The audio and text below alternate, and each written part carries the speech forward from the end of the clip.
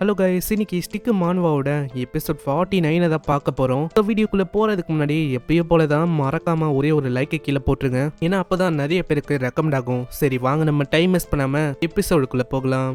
எபிக்குள்ள ஸ்டார்டிங்லயே அது வந்து ஒரு சி டிராகனா மாறி இருக்கும்ல, மேலதாங்க லவ் வந்திருப்பா. இங்க தான் இந்த எபிசோடும் ஆரம்பிக்குது. லீடர் லவ், அது வந்து நீங்க தானா?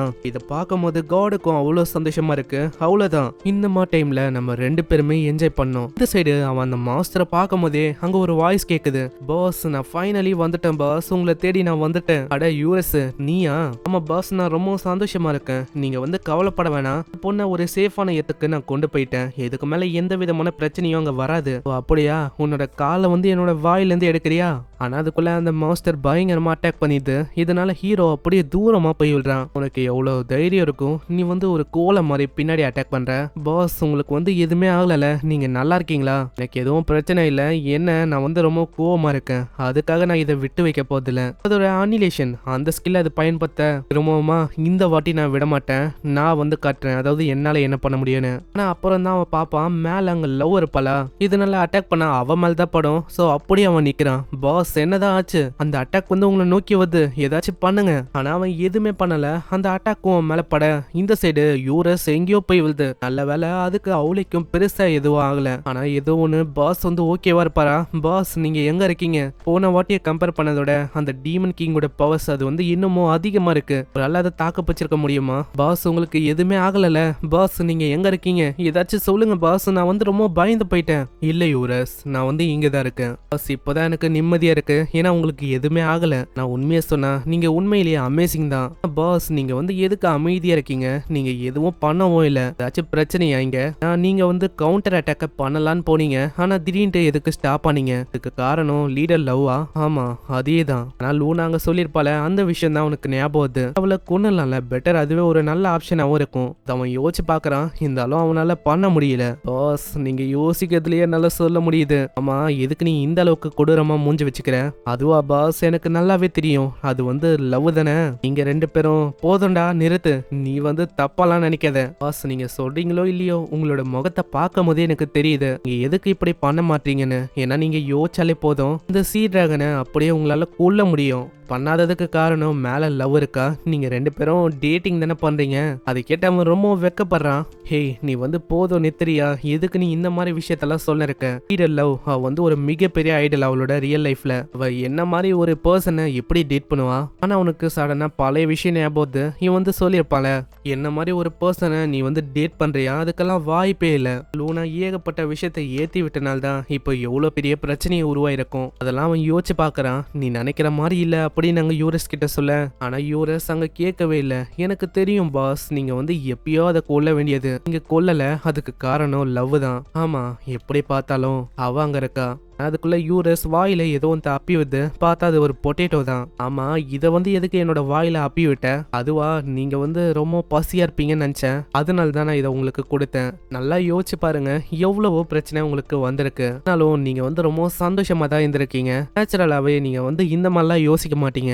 யோசிக்கிறது அது வந்து ஸ்மார்ட்டா இருக்கிறவங்க தான் பண்ணுவாங்க. உங்களுக்கு அப்படி இருக்கிறது சூட் ஆகல. ஆமா, நீ சொல்றது கரெக்ட் தான் யூரஸ், நான் வந்து அப்படியே பண்ண போறேன். ஏன்னா இதுக்கு மேலேயும் இந்த டிராகனை விட்டு வச்சா அவ்வளவுதான். இத ஒரு கை பாத்திர வேண்டியதான். அங்க ஒரு பயங்கரமான அட்டாக் பண்றான். அதுவும் அந்த மாஸ்டர் மேல படுது, இருந்தாலும் எதுவுமே ஆகல. அப்புறம் தான் இவனுக்கே புரியுது, அந்த மாஸ்டர் அது வந்து அந்த அட்டாக்ல இருந்து தப்பிச்சிருக்கு. நான் வந்து இது வரைக்கும் யாருமே என்னோட அட்டாக்ல இருந்து தப்பிச்சு பார்த்ததே இல்ல. நீ தான் ஃபர்ஸ்ட் பர்சன் என்னோட அட்டாக்ல இருந்து தப்பிச்சிருக்க. உன்னால என்னோட அட்டாக்ல இருந்து தூரத்துல இருந்து தப்பிக்க முடியுதுன்னா இப்போ வந்து நீ என்ன பண்ண போற?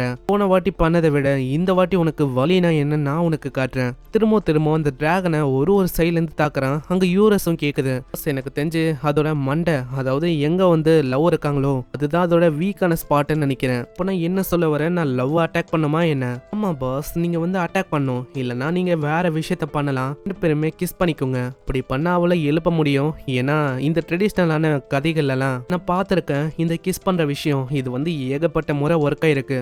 அதே மாதிரி பண்ணுங்க, ஒரு பிரான்ஸ் ஸ்டைல்ல அப்படியே கிஸ் பண்ணுங்க, அது ரொம்ப வேற லெவல்ல இருக்கும். போதும் யூரஸ், இப்போதைக்கு நிறுத்துறியா? சொல்றபடி பார்த்தா இந்த ஃபேரி டெய்ல் டெய்லாம் வரும்ல, இந்த ஹீரோயினை தூக்கத்துல இருக்கும்போது கிஸ் பண்றது, அந்த மாதிரி விஷயத்தையும் நான் பண்ணணும் இல்ல, இது ஒன்றும் ஃபேரி டெய்ல் இல்ல, அதுக்கு பதிலாக நான் வேற விஷயத்த பண்ண போறேன். என்னோட மாஸ்டர் நோவஸ் அந்த ஸ்கில் ஆக்டிவேட் பண்ண, இதனால ஒரு ஸ்வாடு மாதிரி அந்த குச்சை வச்சு பயங்கரமா தாக்க முடியும். அதே மாதிரி அங்க தாக்குறான், அந்த அட்டாக் அப்படியே வெளியில பயங்கரமா போகுது. ஃபைனலி இந்த 7 டெட்லி சின்ஸ்ல இருக்க அந்த என்வி அதை நான் முடிச்சிட்டேன்னு நினைக்கிறேன். இல்ல நீ நினைக்கிற மாதிரி அது இன்னமும் முடியல. அவங்க வானத்துல கையை காட்டுறாரு.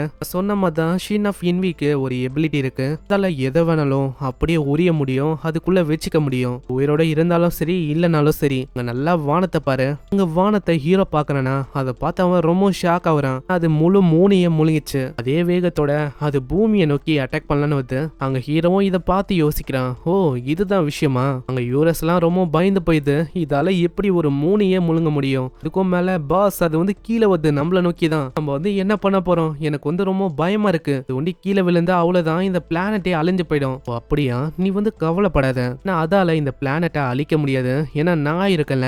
சோ நான் இருக்கும்போது எப்படி அதால அழிக்க முடியும்? அங்க அவனோட ஸ்கில் ஆக்டிவேட் பண்றான். அவனோட என்லார்ஜ்மெண்ட் ஸ்கில்லால அவனால இன்னமும் பெருசா மாற முடியுது. இதனால அவனோட மானா அதுவும் ரொம்ப அதிகரிக்கும். அவனுக்கு நிறையவே பவர்ஸ் இருக்கும். ஹீரோ செம்ம பெருசா மாறி அப்படியே பூமி மேல ஏறி நிக்கிறான். கூடவே அவன் இன்னொரு ஸ்பெல்லையும் ஆக்டிவேட் பண்றான், அந்த ஜெயிண்டோட பவர். அதையும் அவன் ஆக்டிவேட் பண்ண இவனுக்குள்ள எல்லா பவர்ஸும் வருது. அதாவது இப்போ அவன் ஒரே ஒரு அடி அடிச்சாலே போதும், அதனால இந்த உலகம் அதாவது இந்த யூனிவர்ஸையே அவனால அழிக்க முடியும். அந்த ஸ்டிக்கை வச்சு ஒரே ஒரு அடிதான் அடிக்கிறான், அதுக்கே அந்த யூனிவர்ஸ்ல ஒரு பயங்கரமான அட்டாக் டிராவல் பண்ணி அப்படியே அந்த மாஸ்டர் மேல பட அது சின்ன பின்னமாவுது. கடைசியா லவ்வோட உடம்பும் ஸ்பேஸ்ல அப்படியே மிதக்குமா. அங்க அப்படியே அவன் தூக்கின்னு வரும்போதே சொல்றான், லீடர் லவ் வாங்க நம்ம வந்து வீட்டுக்கு போகலாம். ஸோ இங்கே இந்த எபிசோட முடியுது. மறக்காம ஒரே ஒரு லைக் கீழே போட்டுருங்க, ஏன்னா அப்பதான் நிறைய பேருக்கு ரெக்கமெண்ட் ஆகும். அதே மாதிரி இது வரைக்கும் நம்ம சேனலுக்கு சப்ஸ்கிரைப் பண்ணலையா, சப்ஸ்கிரைப் பண்ணிக்கோங்க, ஏன்னா அப்பதான் இதுக்கப்புறம் வர எல்லா எபிசோடும் உங்களை தேடி வரும். நான் உங்களை நெக்ஸ்ட் எபிசோட்ல சந்திக்கிறேன். தேங்க்யூ ஃபார் வாட்சிங். சைனரா.